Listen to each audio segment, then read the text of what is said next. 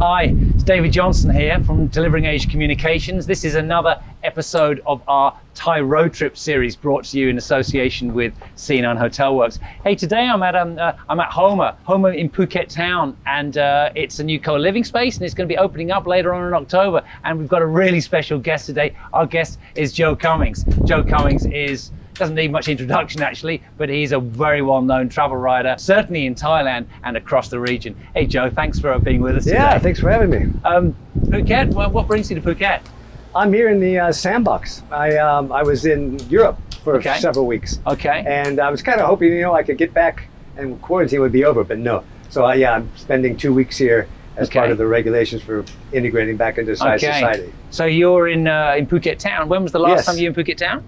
The last time I was in Phuket Town was probably 2 years ago. I think about 2 years ago. Okay. Yeah. It's fantastic that you're in Phuket and in Phuket Town, actually, because I realise it's 40 years since the first Thailand edition of Lonely Planet was published, and there was a part written by you, and there was a part, obviously, about Phuket Town. Yes. How does it feel to be back? Well, it feels great. I've been back quite a few times, but it's I can still remember that first trip, 13-hour bus ride from Bangkok and getting off in Phuket Town, not knowing anything about it because not much had been written about it. That was my job to sort of blaze the trails back then. And I remember being so impressed with the architecture in the center of the town, and it's still there, which is amazing. Okay, so the architecture, how would you describe the architecture? I mean, how was the architecture back then? Yeah, it was the same stuff that you see now. There's historic buildings that are basically patterned after a style of architecture that existed in the late 19th and early 20th centuries in Singapore, Penang, Malacca, a few other geographical locations known as the Straits Settlements as part of the British Empire back then. And Phuket kind of had a little piece of that action for a while. Right. So that's what you basically see here is the same style architecture, 2- and 3-story, mostly 2 stories, and sort of a combination of British Victorian architecture and Chinese shophouse architecture. No, fantastic. I'm sure 40 years ago it was a little bit different. It's obviously grown, it's developed. I mean, 40 years is a long time, right? It has. But what about the food? The food in the town is well known and well loved. I mean, has it changed much in the last 40 years? It's the same stuff. Maybe there's more options now. The great thing that I've noticed over the decades going back and forth is that you still have the stuff that Phuket was famous for back then when I first came in '81.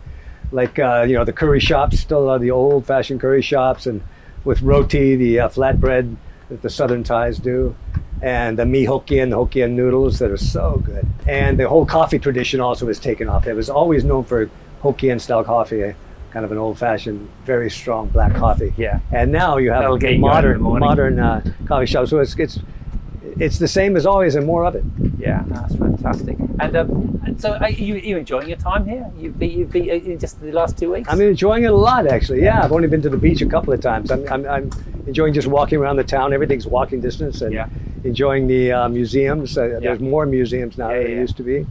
And the atmosphere, it's been great. No, that's great. I mean, what they have at Homer is a very modern building. Right. It's 500 rooms. It's a beautiful building. It's a stylish building, but it's a modern building. Yeah. So how's Homer going to complement or coexist? I mean, there's a lot of heritage and history in Phuket Town already. Right. How do you feel that these guys are going to be able to coexist? Well, I think the main thing is it gives people another option of a place to live, because there aren't that many rental options as far as I can tell, and this one seems like a great place to find whether short-term or long-term rental. I could see myself staying here. And it's quite convenient. I mean, it's 10 minutes from the center of town? That's it. I just rode a motorcycle taxi over here. I think it took less than 10 minutes, actually, like 8 minutes. I don't know, it seems like an asset to me. And there's obviously people coming to live here, but also a lot of kind of, I don't know what you call them, digital nomads, itinerant travelers. Right. I mean, is this who are drawn more to Phuket Town, maybe like yourself in some ways, rather than the beaches? Yeah, I think if I were working on the island, I'd rather be in town. That's why I chose to spend my Sandbox time in town rather than at the beach, because it's just more variety of places to eat. There's all the museums, there's more cultural events, and it's actually pretty central. You can get to the north, you can get to the south. It seemes like a logical place to, especially for the food.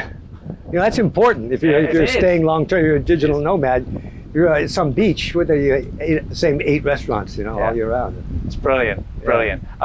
Joe Cummings, writing legend. Thank you. Thank you very much. pleasure. Really much appreciated. Really good to talk to you. Thanks. This is David Johnson from Thai Road Trip, brought to you by Delivering Age Communications and Sinan Hotelworks at home of Phuket Town with Joe Cummings. Thanks very much.